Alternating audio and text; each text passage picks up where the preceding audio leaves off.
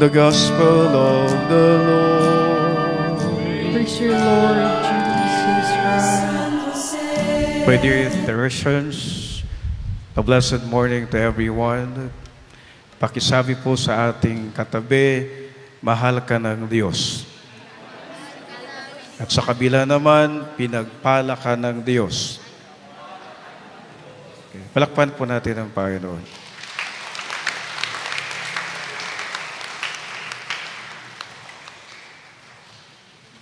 In today's Holy Mass, we are celebrating two important liturgical celebrations. First, according to our liturgy, today is a solemnity of the Most Sacred Heart of Jesus. And second, it's our Holy Spirit Mass.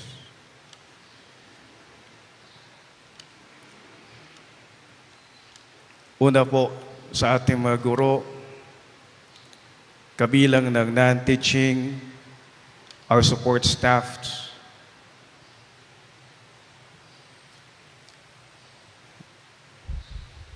pinangunahan ni Ma'am Caroline Ann Bunagan,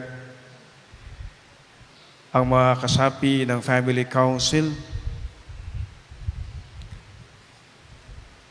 pagbati ng kabutihan at kapayapaan ng Diyos. Una na pumapasok sa ating isipan, bakit meron po tayong Holy Spirit Mass? Bakit ba natin pinagdiriwang ang Misa ng Espiritu Santo sa panimula ng bagong taon ng ating pag-aaral?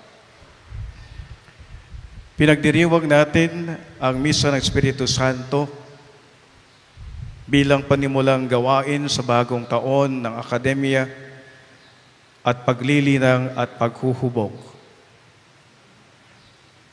Ang Misa ng Espiritu Santo o Banal na Espiritu Santo ay pagdiriwang ng kabutihan ng Diyos at Kaniyang dakilang pagmamahal sa atin. Ang kapistahan ng kabanal-banalang puso ni Jesus ay isa rin pong pagpapalala sa atin ang dakilang awa at pagmamahal ng Diyos sa atin. It speaks about the infinite mercy and the great love of God to us. Sa mga nakalipas pong araw, we've been praying. And I think most of our mothers, they have this great devotion to the Sacred Heart. The Sacred Heart of Jesus is one of the oldest Catholic devotions. It is known to be the second oldest Catholic devotion. And the very first is the Holy Rosary. And every time we see and pray to the Most Sacred Heart of Jesus, there's only one thing that we have in our mind, that may the heart of Jesus be our heart. Siguro magandang tanungin sa kapistahan ng kabanal-banalang puso ni Jesus, kumusta ba ang puso mo? Kung tatanungin ko po kayo, o kaya tanungin mo yung katabi mo, kumusta ang puso mo?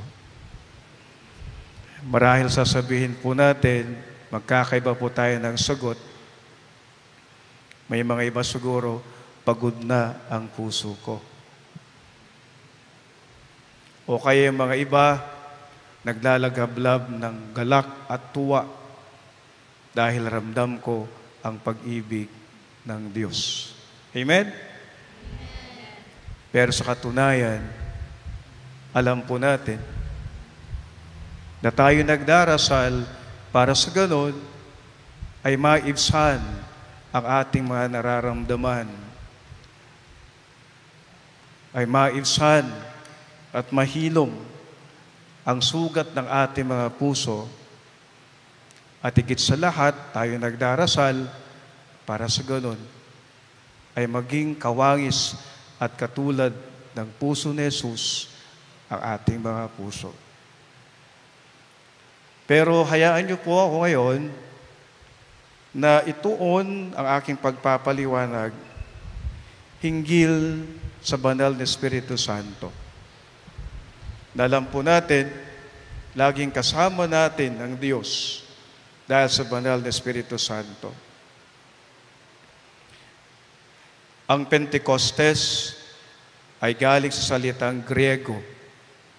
Ang ibig sabihin, 50 araw, sapagkat ito ang 50 araw pagkatapos ng muling pagkabuhay ng Panginoong Hesukristo.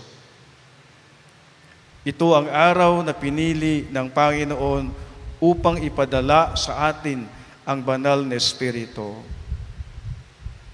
Marahil hindi ganoon ang ating pagkaunawa.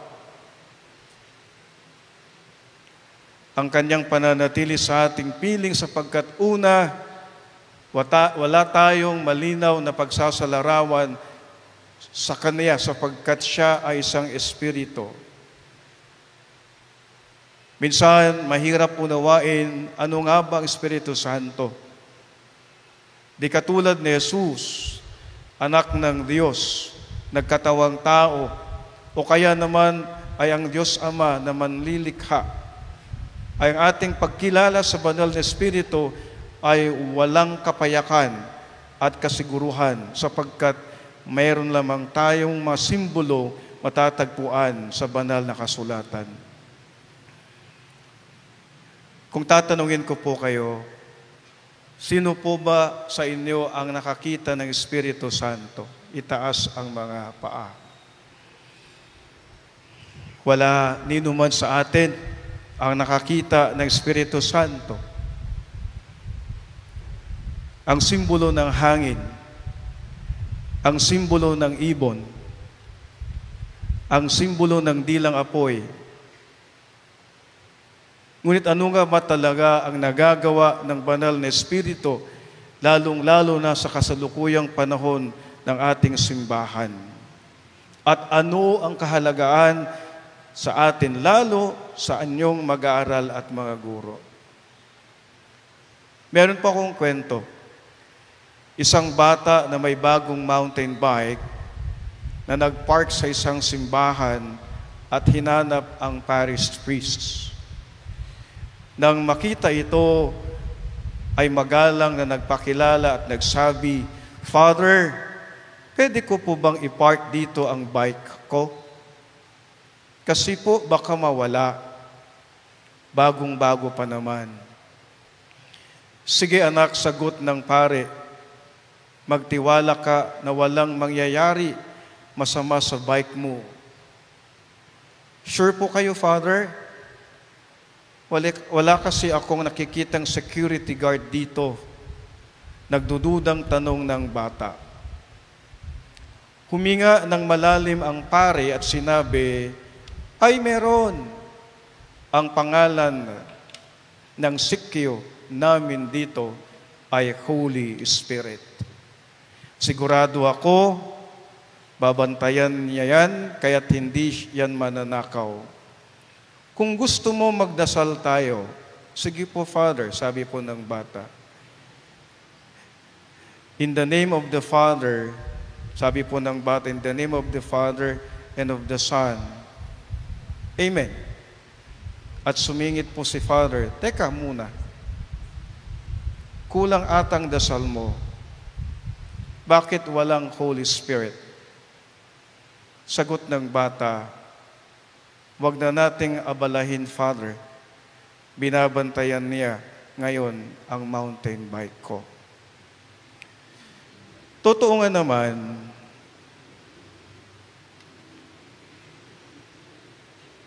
ang Espiritu ay sikyo, nagbabantay sa bisikleta ng bata. Kung panahon siya rin ang sikyo na nagbabantay sa simbahan, simula pa lamang nung ito'y tinatag, siya ang ating sikyo na gumagabay at nagbabantay sa atin. Isa pang biyaya ng banal na Espiritu ay kapayapaan.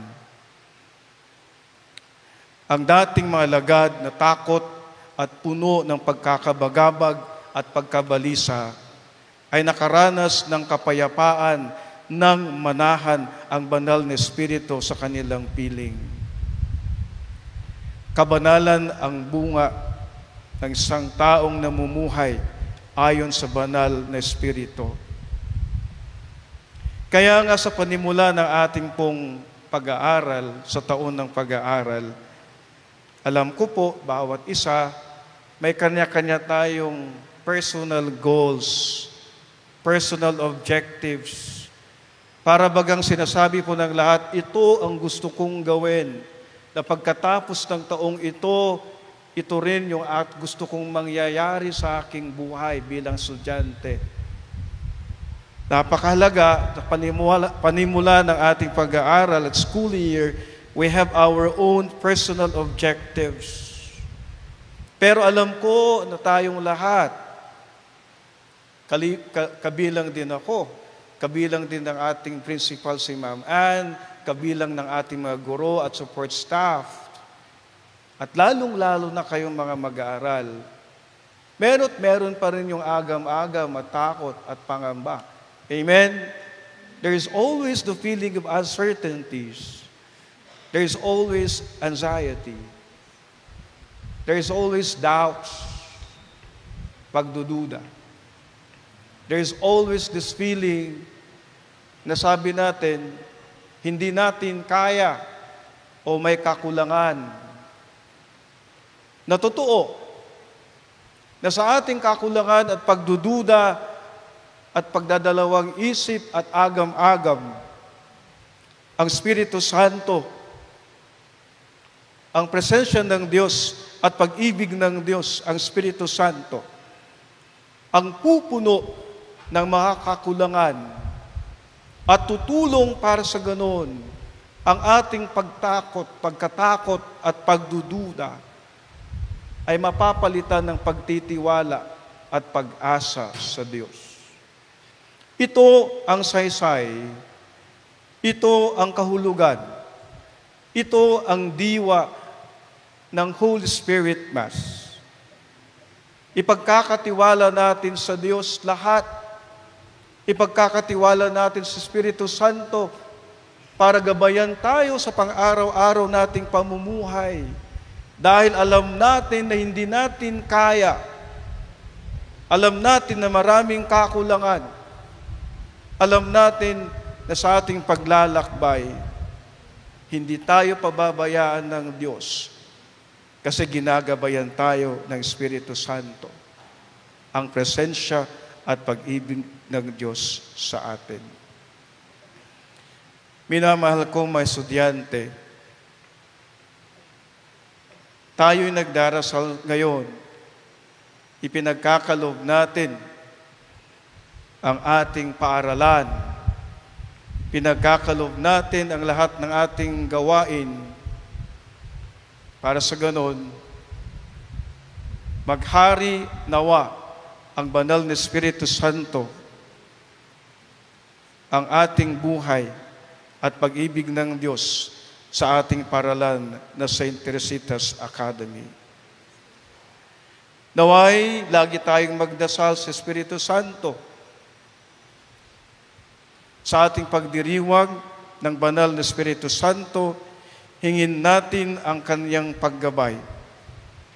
Sa gitna ng pagsubok at kahirapan, alam natin na hindi tayo pababayaan ng Espiritu Santo, ang buhay at pagmamahal ng Diyos sa atin. Naway maging bukas tayo sa Kanyang paggabay at pagkalinga.